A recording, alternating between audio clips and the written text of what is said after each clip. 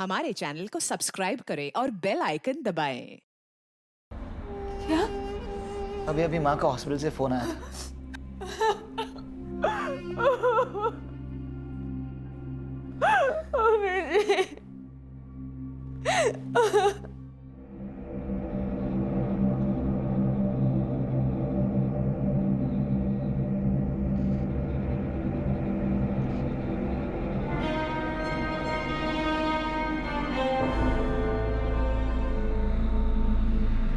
Struggle के कोई निशान नहीं मिले बॉडी पर।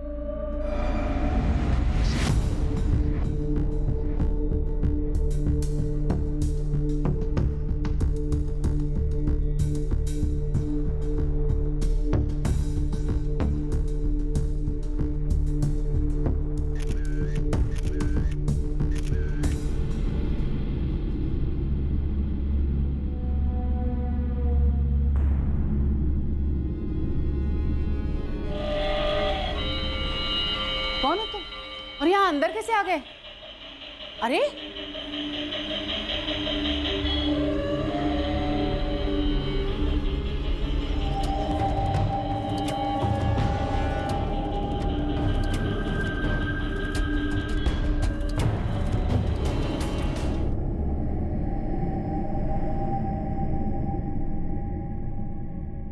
क्या यश ने खूनी को देखा था? क्या उसे पहचान लिया था? खूनी ने यश को बिना कोई नुकसान पहुंचाए छोड़ दिया था। उसे शायद यकीन था कि यश ने उसे नहीं देखा। अब सवाल यह था कि क्या यश पुलिस को कातिल के बारे में कुछ बता पाएगा? हाँ सर, मैंने घर के सभी कमरे, दरवाजे और लॉकर अच्छी तरह से चेक करे। किसी पर भी किसी अनजान शख्स के फिंगरप्रिंट्स के निशान नहीं है। इसका मतलब है कि कातिल जरूर ग्लव्स पहनकर घर के अंदर दाखिल हुआ है। मतलब उसने अपनी आइडेंटिटी छुपाने की पूरी प्लानिंग की थी। यहां तक कि एंटर होने से पहले उसने सीसीटीवी कैमरास के वायर्स भी काट दिए थे। सर, दोनों कैमरे की 13 अप्रैल की फुटेज स्कैन की। सर, वायर काट दिए गए थे, इसलिए जो एंट्रेंस के अंदर वाला कैमरा था उसमें कुछ रिकॉर्ड नहीं हुआ। लेकिन सर, जो बाहर दूसरा कैमरा था उसमें एक हेलमेट पहना आदमी नजर आ रहा है। सर, यही। दूसरे कैमरे की सीडी लगाओ। सर, एंट्रेंस डोर पे आने से पहले वायर काट दिए गए थे, तो इस कैमरे में तो कुछ रिकॉर्ड नहीं हुआ।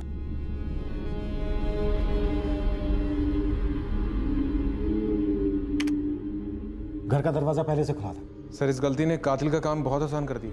ये गलती से हुई है या फिर जानबूझकर की गई है? कभी कभी बड़े बड़े घरों में बड़े राज छुपे होते हैं। अपने खबरों से कहो कि अग्रवाल फैमिली की पूरी हिस्ट्री निकाले। क्या सर? सर, कल प्रियंका ने जिस शख्स का जिक्र किया था, हरी मिश्रा, जो उनका नौकर है, जो कि 3 दिन पहले काम छोड़ के गया था, उसका नंबर स्विच ऑफ आ रहा है। हरी के मोबाइल की डिटेल्स निकालो। Yes sir. सक्सेना, ये इत्तेफाक तो नहीं हो सकता। घर का नौकर काम छोड़ता है और उसके काम छोड़ने के कुछ दिन बाद ही ये हादसा हो जाता है। हरी के नौकरी छोड़ने की वजह और इस वारदात के बीच कहीं कोई कनेक्शन तो नहीं है?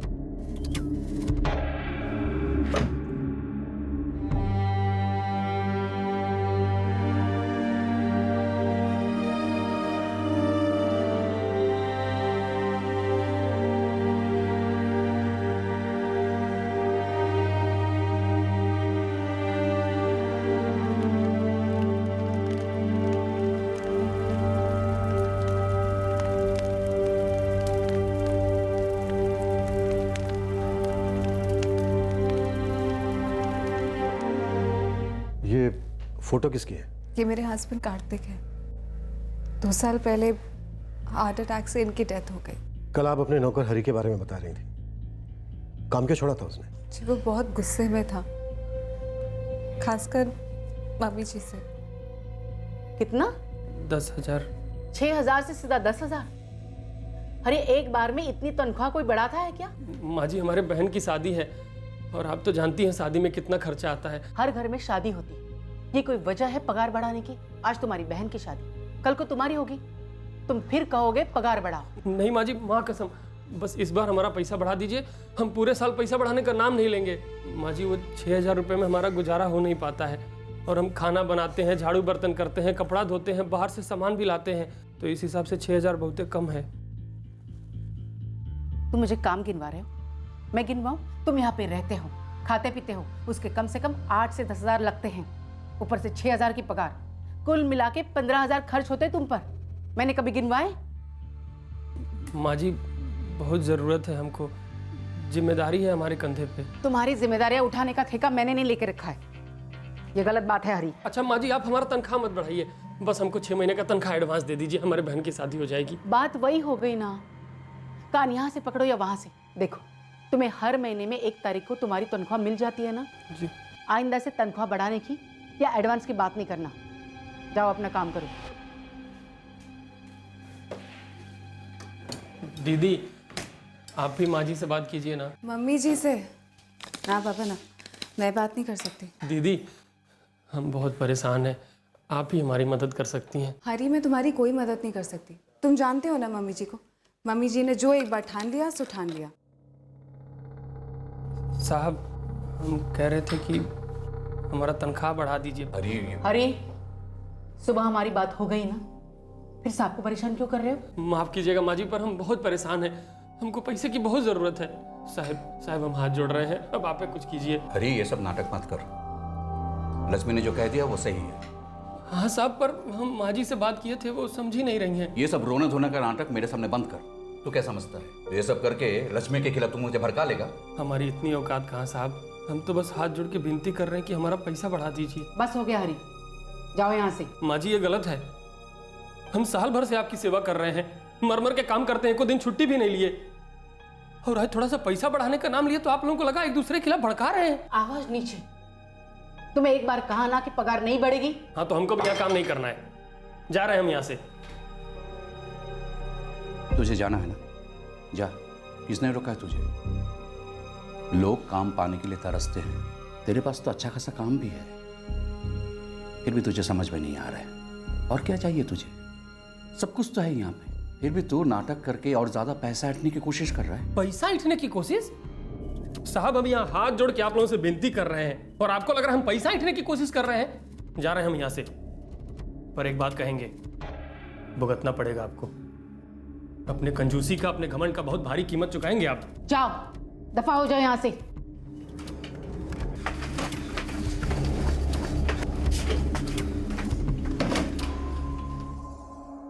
और फिर वो चला गया। हम नया नौकर ढूंढ ही रहे थे, तब तक सारे घर का काम मैं ही संभालती थी। वो जाते जाते धमकी देकर गया था? जी सर, मैंने कभी भी हरी को इससे पहले इतना गुस्सा होते कभी नहीं देखा। इस वक्त उसका फोन स्विच ऑफ है। उसके गांव का एड्रेस या उसके किसी दोस्त का नंबर होगा आपके पास? जी नहीं सर, एक्चुअली हरी पहले हमारे घर पे काम करता था, मौसी के यहाँ जरूरत थी इसलिए हमने उसे यहीं भेज दिया था। और आपके यहाँ किसने भेजा था? मैं कुछ सामान खरीदने मार्केट गई हुई थी, हरी अचानक सामने से आया और काम मांगने लगा। कब की बात है ये? करीब 1.5 साल पहले। माँ जी नमस्ते। आपको घर का काम करने के लिए कोई आदमी चाहिए क्या? हम घर का सारा काम कर लेते हैं, खाना बनाना, कपड़ा धोना, झाड़ू बर्तन, सब कुछ। तुम्हारा नाम क्या है? हमारा नाम हरी मिश्रा है, हम यूपी के रहने वाले हैं। माँ जी हम बहुत ईमानदारी से काम करेंगे, आप चाहें तो 2 दिन काम करा के देख लीजिए, हम कोई शिकायत का मौका नहीं देंगे।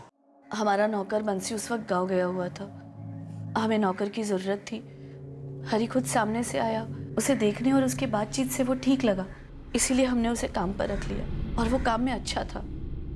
सर एक्चुअली उस वक्त लक्ष्मी मौसी को भी फुल टाइम नौकर की तलाश थी, तो जब बंसी वापस गांव से लौटा तो हमने हरी को यहाँ भेज दिया उनके पास। हरी के काम से या उसके बर्ताव से कभी आपको कोई शिकायत हुई?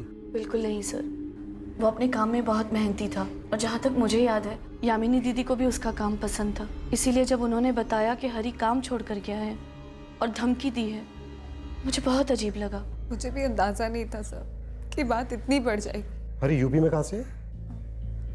शायद इलाहाबाद से। इलाहाबाद में उसका परिवार रहता है, उसके बाप, उसकी माँ और उसकी बहन, जिस बहन की शादी के लिए वो पैसे मांग रहा था।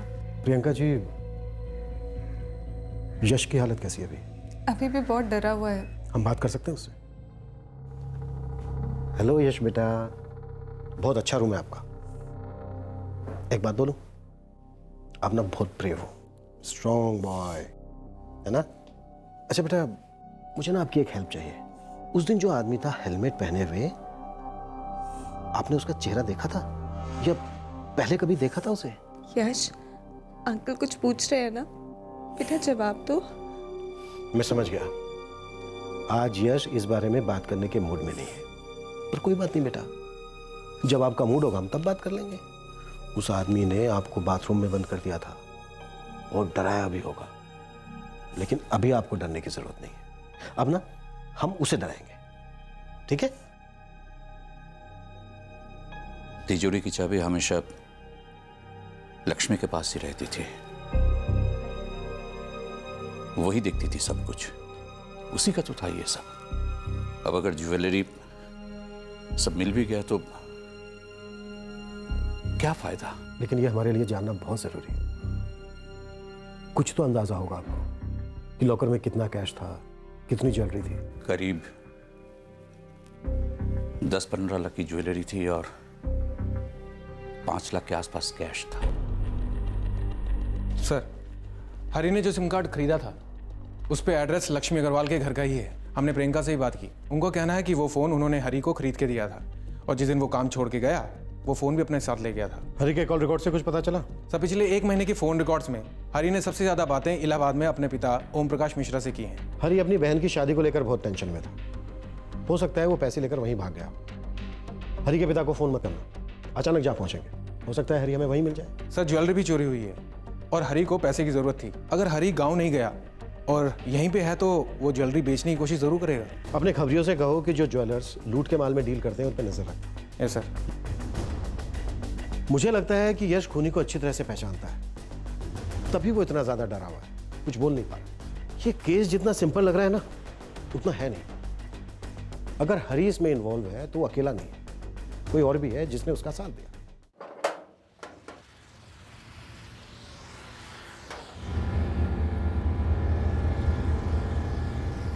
अरोरा के पास पैसे आ गए लेकिन मैनर्स नहीं आए। क्या तरीका है ये? मेरा ही गेट मिलता है इन लोगों को पार्किंग करने के लिए।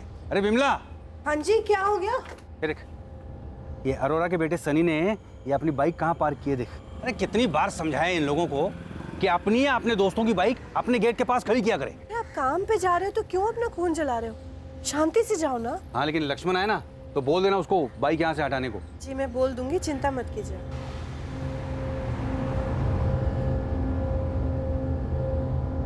हरी मिश्रा इस केस का प्राइम सस्पेक्ट था। उसके पास खून करने का मोटिव था और उसका फोन स्विच्ड ऑफ होना पुलिस के शक को और पुख्ता कर रहा था। हरी उस घर में 1 साल से काम कर रहा था, उस घर के चप्पे चप्पे से वाकिफ था। कब, कहां, कैसे, क्या मिलेगा ये वो बखूबी जानता था और पुलिस हरी की तलाश में इलाहाबाद के लिए निकल चुकी थी। नहीं नहीं साहब, हमारा हरी ऐसा कर ही नहीं सकता। हम अपने बेटे को अच्छी तरह से जानते हैं। इतनी अच्छी तरह से जानते हो तो फिर ये भी जानते होगे कि हरी इस वक्त कहाँ है। 4 दिन से उससे हमारी कोई बात नहीं हुई है, उसका फोन भी बंद है। हमें तो आपसे ही पता चला कि उसने नौकरी छोड़ दी। हमने तो सोचा था कि जानवी की शादी के लिए कैसे भी करके पैसा इकट्ठा करके ही रहेगा। शायद आपके बेटे हरी ने भी ऐसा ही सोचा। जब उधार मांगने पर उसकी मालकिन ने उसे पैसे नहीं दिए तो उसने नौकरी छोड़ दी। अपनी मालकिन का खून करके 10 से 15 लाख के जेवर और 4 से 5 लाख रुपए कैश लेकर फरार हो गया। नहीं नहीं साहब, हमारा हरी ऐसा नहीं कर सकता। हम उसे अच्छी तरह से जानते हैं। अगर उसने ऐसा कुछ नहीं किया है तो फिर वो अपना फोन बंद करके क्यों बैठा? आप लोगों से बात क्यों नहीं कर रहे? मेरे भैया ऐसा कर ही नहीं सकते हैं। आपको अगर विश्वास ना हो तो जाइए उन लोग से पूछिए जहाँ भैया पहले काम करते थे। हरी जिस हालात में था, क्राइम का खाता अक्सर ऐसे ही हालातों में खुलता है। किसी चीज के ना मिल पाने का मलाल पता नहीं कब आक्रोश बनकर फट पड़ता है। इंसान वो कर बैठता है जो उसे नहीं करना चाहिए था। इस बीच हरी अगर आप लोगों से कांटेक्ट करता है तो कुछ भी छुपाइएगा नहीं, तुरंत हमें बताइए।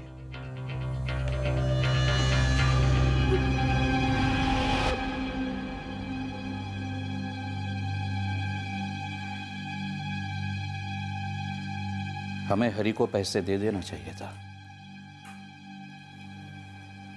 तो शायद ऐसा नहीं होता। हमारे आज के बर्ताव का कल क्या नतीजा होगा ये कोई नहीं जानता। दीदी को हरी के साथ पैसों के लिए उलझना नहीं चाहिए था।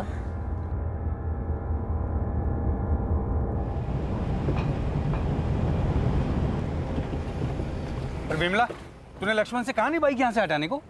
मेरे दिमाग से ही निकल गया। और आप भी क्या रोज रोज एक ही बात के लिए अपना बीपी हाई करते रहते हैं? गेट खुल तो जाता है हमारा। एक दिन ना इसके दोनों टायर की हवा निकाल के सारे पुर्जे अलग करके जाके कबाड़ी में बेच के आऊंगा बाइक, तब जाके समझेंगे ये लोग।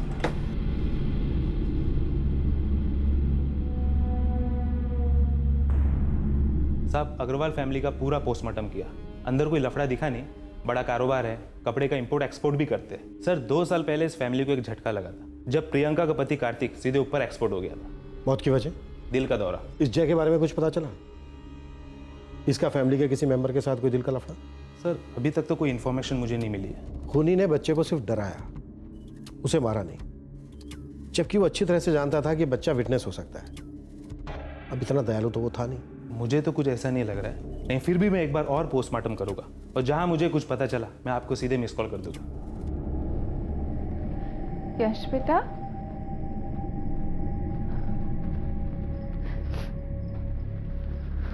यश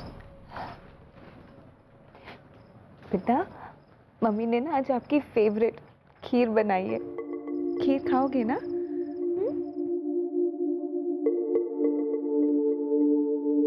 यश ऐसे डरते नहीं है, मम्मा है ना आपके साथ। समझती हूँ यश, तुम अभी बहुत छोटे हो और तुम्हारे लिए ये सब कितना मुश्किल होगा। एक बात बताओ, तुम उस हेलमेट वाले अंकल को जानते हो? उन्होंने हेलमेट पहने थी। कोई बात नहीं, तुम्हें कुछ भी याद रखने की जरूरत ही नहीं है। सब भूल जाओ।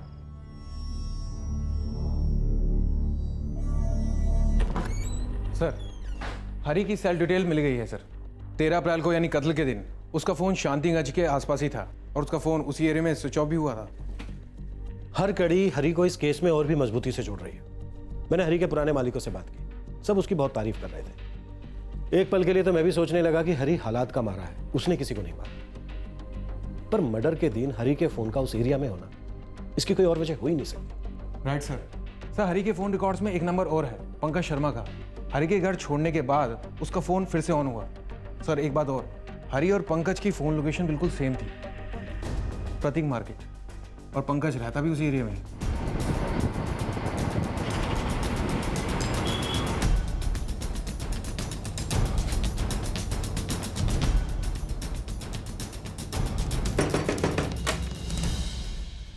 जी पंकज। जी साहब। हरी का साहब अंदर है, खाना खा रहा है। अब मार खाएगा। क्या हो गया साहब? क्या कर दिया मैंने? अपनी मालकिन का मर्डर किया, चोरी की उनके घर में, और अब पूछ रहा है क्या कर दिया मैंने। नहीं सर, हमने कुछ नहीं किया साहब। क्या हो गया माजी को? ले जाओ उसे। पंकज बताओ, हमने कुछ नहीं किया। अरे साहब हम अखबार नहीं पढ़ते हैं तो हमको मालूम नहीं है कि माजी का खून हो गया है। ये ना भोलेपन की एक्टिंग मेरे सामने मत कर, वरना तू कहां जाएगा ये किसी को पता नहीं चलेगा। चल बोल, ज्वेलरी और पैसे कहां छुपाए तूने? साहब हमने कोई पैसा वैसा नहीं छुपाया है। 13 अप्रैल 2015 शांतिगंज साउथ अग्रवाल फैमिली के घर के पास, और उसके बाद तूने अपना फोन स्विच ऑफ कर दिया। बोल, उस एरिया में गया था या नहीं? हाँ साहब, मैं बंगले तक गया था। बंगले के दर्शन करने? नहीं साहब, माफी मांगने गया था। जब मैंने गुस्से में नौकरी छोड़ दी तो हमको ख्याल आया कि हमारी बहन की शादी है और हमारे पास पैसे नहीं होंगे तो शादी कैसे होगी साहब। और वहां पहुंचकर तेरा इरादा बदल गया। तूने सोचा जो चीज मांगने पर नहीं मिल रही है उसे छीन लेता हूं। सबसे पहले तूने सीसीटीवी कैमरास के वायर काटे और उसके बाद अपनी मालकिन का गला। नहीं साहब, ये सब झूठ है, हमने ऐसा कुछ नहीं किया है।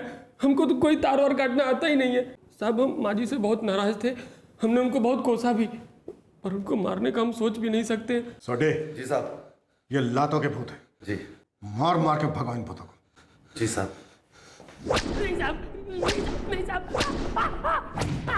नहीं साहब, कुछ नहीं किया, साहब, कुछ नहीं किया। हरी ने मुझे बताया कि उसका अपनी मालकिन के साथ कुछ कहा सुनी हो गया था, और साहब वो सीधा काम छोड़कर मेरे पास आ गया। यहाँ गरीब की चमड़ी छूट जाएगी पर अमीर की दमड़ी नहीं छूटेगी। बस भैया शांत हो जाओ, चुपचाप खाना खाओ, सो जाओ। कैसे सो जाएं यार? पंकज, तुमको नहीं पता इन लोगों के पास कितना पैसा है, बस हमको नहीं देते हैं। खुद खर्चा दिल खोल के करते हैं और हमारे टाइम पता नहीं दिल सिकुड़ क्यों जाता है। 4000 रुपया कोई बहुत बड़ा रकम नहीं है इनके लिए, इतना तो एक दिन के होटल के खाने में खर्च हो जाता होगा, पर हमको नहीं दिए। हम इनका पैसा लेके भाग जाते का? तिजोरी में पैसा भरा है और दिल एकदम खाली। इस बारे में सुबह शांति से बात करेंगे, ठीक है? अभी चुपचाप खाना खाओ और सो जाओ। यानी हरी ने पहले ही सोच लिया था उनकी तिजोरी में हाथ मार के अपना जी भर लेने का और उनका खून करके अपनी भड़ास निकालने का, क्यों? नहीं साहब, ऐसा नहीं है। हरी को हम बचपन से जानते हैं साहब, हम दोनों दिल्ली भी साथ में आए थे। मानता हूँ साहब हमारे हालात अच्छे नहीं है, लेकिन इसका मतलब ये नहीं कि हम किसी का खून करके, किसी के घर में चोरी करके अपने हालात सुधारेंगे। अगर तेरा दोस्त इतना सच्चा था तो 4 दिन से तेरे घर पे पड़ा क्या कर रहा था? उसका फोन क्यों बंद आ रहा था? और कल वाले दिन को ही वो वापस वहां क्यों गया? हरी ने अगले दिन से ही दूसरा काम देखना शुरू कर दिया था, लेकिन 2-3 दिन घूमने के बाद भी उसे कोई काम नहीं मिला। वो खुद को ही कोसने लगा। उसे लगा शायद उसने गलती कर दी काम छोड़कर, और वो अपनी पुरानी मालकिन के पास माफी मांगकर फिर से लग जाना चाहता था। इसीलिए वहां गया था साहब, और फोन तो उसका खराब हो गया था। साहब जितना पीटना है पीट लो साहब, पर सच तो ये है कि हम माफी मांगने गए थे, पर दरवाजे से लौट आए क्योंकि हिम्मत नहीं हो रही थी।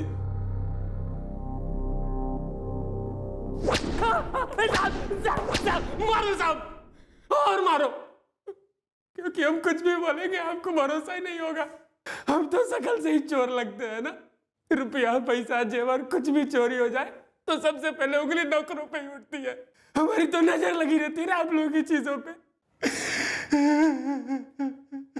बहुत तोड़ा हरी को, लेकिन वो अपनी बात से पलटा नहीं। मुझे लगता नहीं सर कि उसने चोरी या खून किया है। सर उसका दोस्त पंकज भी ये बोल रहा है। सर पंकज का पूरा घर छान मारा, लेकिन लूट का कोई सामान मिला नहीं। और हरी का कोई दूसरा ठिकाना हो ऐसा सर लगता नहीं। वो जहां जहां काम करता था उन्हीं घरों में रहता था सर। ये हरी एक्टिंग अच्छी कर रहा है, ये अपने सच में अच्छा आदमी है। अब तक हम यही मानकर चल रहे थे कि हरी ने ये मर्डर पैसों के लिए किया। अगर हरी बेकसूर है तो ये भी हो सकता है कि ये मर्डर पैसों के लिए नहीं बल्कि किसी दूसरे मकसद के लिए किया गया। सर कहीं हरी और लक्ष्मी के बीच हुई गर्मा गर्मी में कोई तीसरा अपनी रोटी सेक गया हो सकता है उसे फंसाया गया हो, या उसका बैड लक कि वो गलत टाइम पे गलत जगह मौजूद था। क्या हरी को इस केस में फंसाया गया था? और अगर ऐसा था तो कातिल का मकसद क्या सिर्फ लूट ही था या कुछ और? काफी पूछताछ के बाद भी हरी यही कहता रहा कि वो निर्दोष है, और पुलिस के पास भी उसके खिलाफ कोई सबूत नहीं थे सिवाय इसके कि कत्ल के दिन वो लक्ष्मी अग्रवाल के घर के आसपास ही था। क्या यह महज एक इत्तेफाक था? क्या कातिल हरी नहीं कोई और था? जल्द ही बहुत ही अजीबोगरीब ढंग से इन रहस्यों पर से पर्दा उठा। मिस्टर अरोरा, आप अपने बेटे को समझाते क्यों नहीं है? वो और उसके दोस्त हमेशा मेरे गेट के सामने ही बाइक क्यों पार्क करते हैं? मिस्टर सिंह, आप बेकार में बात बढ़ा रहे हैं। ना सन्नी ना उसका कोई दोस्त आपके घर के सामने गाड़ी पार्क करता है। तो ये किसकी बाइक है? अरे जरा पूछो अपने बेटे से किसकी बाइक है ये? क्या हुआ पापा? बेटा ये बाइक तुम्हारे किसी दोस्त की है? नहीं पापा, ये बाइक तो पिछले 2 दिन से यहाँ खड़ी है। मुझे लगा इनके यहाँ कोई रिलेटिव आया होगा। ये जरूर तुम्हारे ही किसी दोस्त ने पार्क की है और चला गया यहाँ से। अंकल मेरा कोई दोस्त ना बिना नंबर प्लेट के बाइक नहीं चलाता।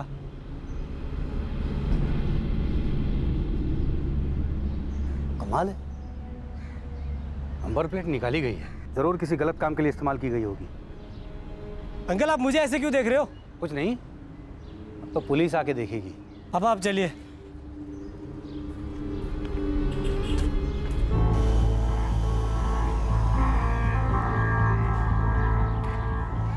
ये रही वो बाइक। इस बाइक को पुलिस स्टेशन लेके जाते हैं।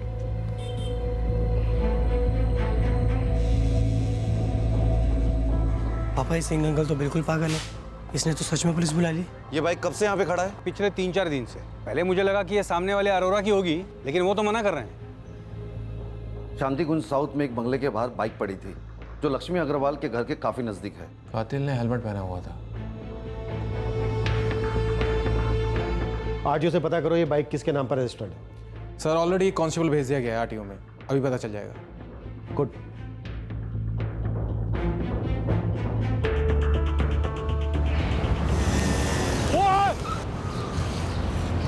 देख के नहीं चल सकता क्या? नींद में है क्या? बिना नंबर प्लेट की इस लावारिस बाइक ने मानो इस केस की इन्वेस्टिगेशन को रफ्तार दे दी। जब बाइक की डिटेल्स आई तो पुलिस को इस लूट और मर्डर केस में एक अहम ब्रेक थ्रू मिला। सर आरटीओ से डिटेल मिल गई है। बाइक किसी सागर खंडेलवाल के नाम पे रजिस्टर्ड है, शांतिगंज में रहता है।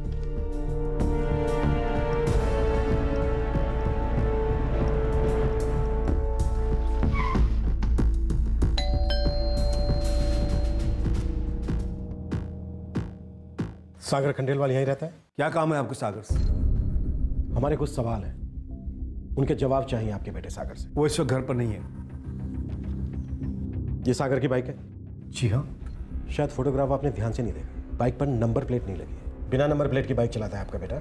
जो भी बात है आप साफ साफ बताइए। हमें शक है कि आपका बेटा सागर लक्ष्मी अग्रवाल के मर्डर केस में इन्वॉल्व है। ये क्या कह रहे हैं आप?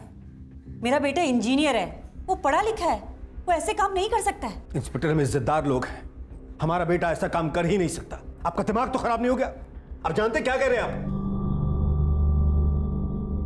अच्छी तरह से जानता हूं मैं क्या कह रहा हूं, और दिमाग किसका खराब हो गया है ये आपके बेटे से बात करने के बाद पता चल जाएगा। देखिए इंस्पेक्टर, लीजिए, आ गया मेरा बेटा। सागर बेटा, तेरी बाइक कहाँ है? ये लोग जानना चाहता है, पता ही नहीं। बाइक पापा वो तो यहीं पर है। क्या मतलब कहाँ? सर वो तो घर के पीछे खड़ी है, लेकिन आप लोग क्यों पूछ रहे हैं? घर के पीछे ही है ना, तो चलो चल के देख लेते हैं। आओ। सॉरी सर, वो मेरे दिमाग से निकल गया। वो दरअसल मैं शायद अपने दोस्त के घर खड़ी करके आ गया था। दोस्त का नाम? मनीष? नहीं, शायद कपिल। कपिल का नंबर दो, अभी बात करके पता कर लेते हैं। सागर, प्रॉब्लम क्या है? तू ठीक से जवाब क्यों नहीं दे रहा है? सागर, कहीं तूने कुछ गलत तो नहीं किया ना? नहीं पापा, बिल्कुल नहीं। कमाल की बात कर रहे हैं आप। ये लोग बिना बात के सवाल पूछ रहे हैं, और आप पापा, मेरी बाइक है, मैं कहीं भी खड़ी कर सकता हूँ। ये रही तुम्हारी बाइक, और ये किसी कपिल के घर नहीं, बल्कि पिछले 4 दिन से कृष्णा सिंह के बंगले के पीछे खड़ी है। हमें बिना नंबर प्लेट की बाइक तो मिल गई है, कोई नहीं, हेलमेट भी मिल जाएगा। पूरा घर छान मारो, एक भी कोना छूटना नहीं चाहिए। बैग देखा पहले। बिना सर्च वारंट के आप मेरे घर की तलाशी नहीं ले सकते इंस्पेक्टर साहब। मेरी पहुंच भी ऊपर तक है। मैं एक मर्डर केस की तहकीकात कर रहा हूँ, और इसे सोल्व करने के लिए मैं हर मुमकिन कोशिश करूंगा। हमें शक है कि आपका बेटा इस केस में इन्वॉल्व है।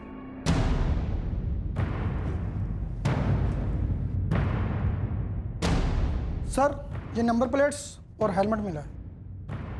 मैं समझ सकता हूँ इस वक्त आप लोग ऊपर क्या बीत रही हो। उस घर के सीसीटीवी फुटेज से हमें पता चला कि कातिल ने हेलमेट पहना हुआ था। ये वही हेलमेट है। आपके बेटे की बाइक का बिना नंबर प्लेट के मिलना और इसके पास से इतने सारे पैसे मिलना, इन सब बातों से ये साबित होता है कि आपका बेटा सागर लक्ष्मी अग्रवाल मर्डर केस में इन्वॉल्व है। चलो। क्या? हाँ, पुलिस ने सागर खंडेलवाल को गिरफ्तार किया है। कब? आज सुबह। उसकी बाइक मिली है, इसी एरिया में किसी बंगले के बाहर पार्क थी। अच्छा ठीक है, मैं बाद में बात करता हूँ। या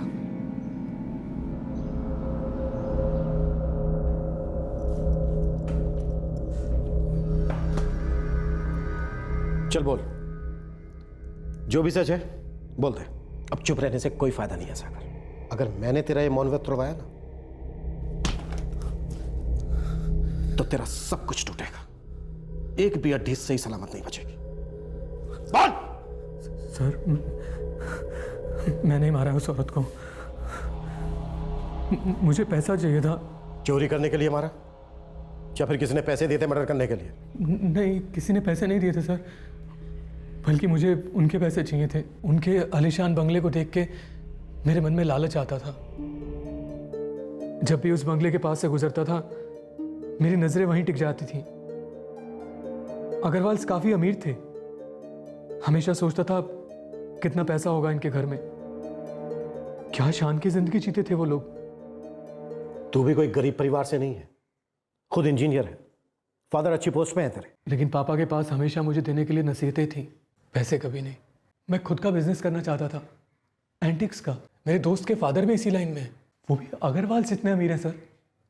वो मेरी हेल्प करना चाहते थे, लेकिन सर इनिशियल इन्वेस्टमेंट की ज़रूरत थी। बेटा, ये एंटिक के बिजनेस का आइडिया तुम्हें कहाँ से आ गया? तुम इंजीनियर हो, मैं अच्छे से जॉब मिल जाएगी। पापा, मम्मी, मुझे 9 से 5 की नौकरी में कोई इंटरेस्ट नहीं है। इंटरेस्ट नहीं है तो इंटरेस्ट पैदा करो। तुम्हें सिर्फ अपने दोस्त के पापा के पैसे नजर आते हैं, उसके पीछे कितनी मेहनत लगी होगी, कितना वक्त लगा होगा, ये तुम नहीं जानते। ऐसे जोश में आके बिजनेस करना सरासर बेवकूफ़ी है, और ऐसी बेवकूफ़ी में मैं कभी इन्वेस्ट नहीं करूँगा। मैं जानता था मैं कितना भी गिड़गिड़ाऊंगा पापा नहीं मानेंगे। मुझे खुद ही कुछ करना होगा, और मैंने मन ही मन फैसला कर लिया था कि मुझे पैसा कहाँ से और कैसे लाना है।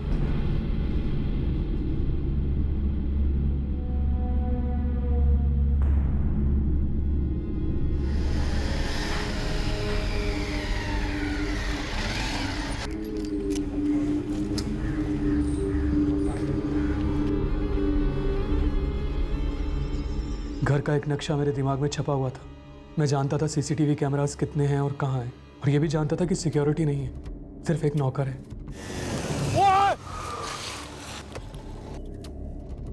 और जब पता चला कि उस नौकर ने काम छोड़ दिया है तो मुझे लगा यही सही मौका है, और इससे पहले कि कोई और दूसरा नौकर आ जाए मुझे हर हाल में ये काम करना था।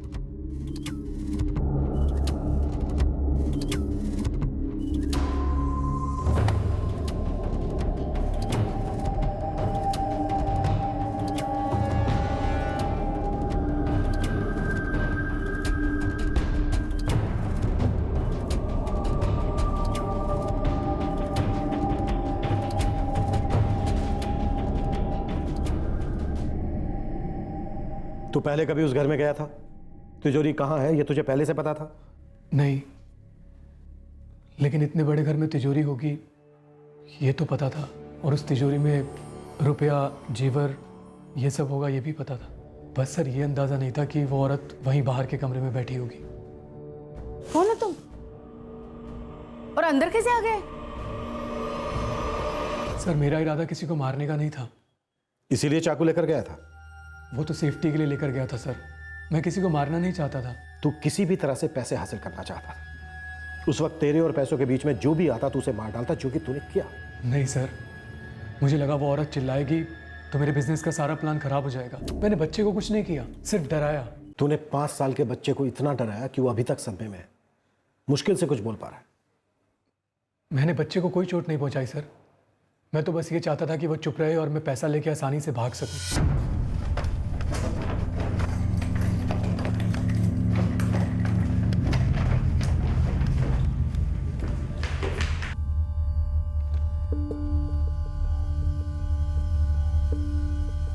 सर उस औरत को गेट पर देखकर मैं डर गया था और दीवार कूद के भाग गया। मैं बाइक लेने भी नहीं गया। मुझे लगा जैसे ही हेलमेट वाली बात पता चलेगी तो सब लोग ये सोचेंगे कि हमला करने वाला बाइक पर ही आया था। तूने वाकई में ऐसा सोचा कि तू लूट के पैसों से अपना बिजनेस खड़ा कर पाएगा? 10 लाख रुपए मिले थे सर ज्वेलरी बेच के। वो पैसा तेरे कभी काम नहीं आता, क्योंकि वो पैसा तेरा था ही नहीं। मेरा तो कभी कुछ था ही नहीं सर, जो था वो भी कभी मेरे काम नहीं आया, यहां तक कि मेरे पापा भी नहीं। उनके पास पैसे तो थे लेकिन मेरे लिए कुछ नहीं था। खुद पे तरस खाना, बहाने बनाना बंद कर सागर। अगर तेरे फादर तेरा सपोर्ट नहीं कर रहे थे तो खुद मेहनत करके अपना बिजनेस खड़ा करता और दिखाता उनको एक सक्सेसफुल बिजनेसमैन बनकर। डकैती और खून के पैसों से आदमी बिजनेसमैन नहीं बनता है, मुजरिम बनता है, जैसे कि तू बना। एक अपराधी, एक हत्यारा।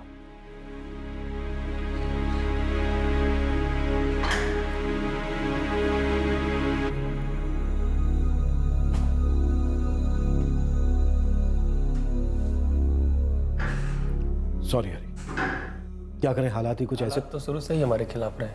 हम जैसों की जिंदगी तो हालात से लड़ने में ही खत्म हो जाती है, वरना पैसा कमाने का, बड़ा बनने का जुनून हमारे भीतर भी है, पर हम दूसरे के माल को पाने में अपना झोपड़ा नहीं जलाते। और साहब हम क्या किसी का हक मारेंगे? हमें तो कई बार हमारे हक का ही पैसा नहीं मिलता, पर हमारी शिकायत कौन सुनता है? साहब हम पे आरोप लगाना, हवालात में बंद करना कितना आसान है, और हम पे यकीन करना, हमारी जरूरतों को समझना इतना मुश्किल।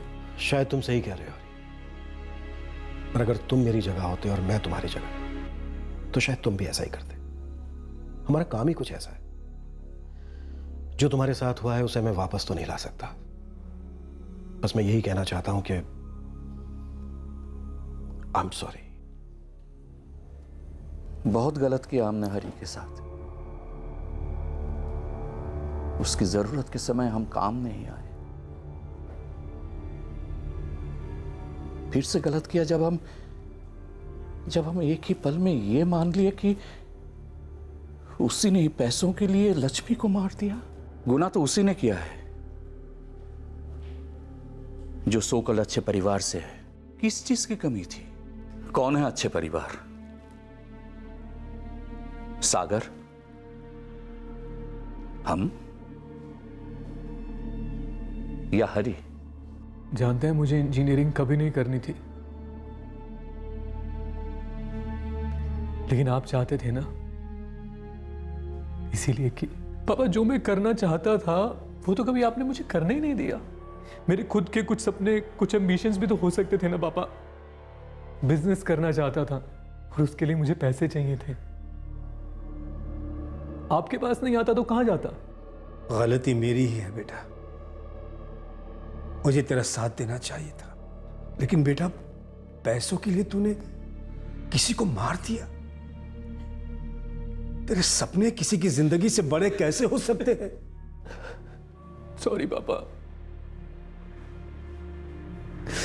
मुझसे बहुत बड़ी गलती हो गई।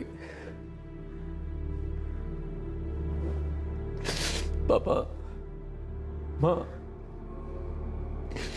मेरे दिमाग में गंद घुस गया था। मैं सब कुछ साफ साफ देखते हुए भी कुछ देख नहीं पा रहा था और अपने ही हाथों अपनी जिंदगी खराब कर ली मैंने।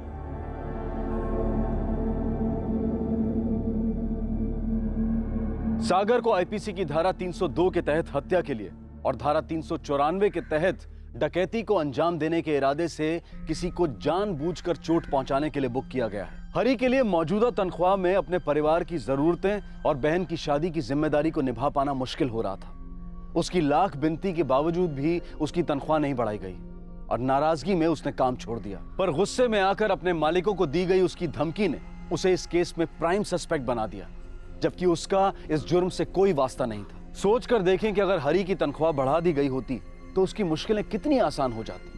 अपने परिवार और अपनी बहन के प्रति जिम्मेदारियों को वो कितनी अच्छी तरह से निभा पाता। अगर और गहराई में जाएं तो यकीनन 13 अप्रैल की सुबह को हरी घर पर ही होता, या शायद प्रियंका की जगह वो मार्केट गया होता, तो उस सूरत में प्रियंका घर पर होती।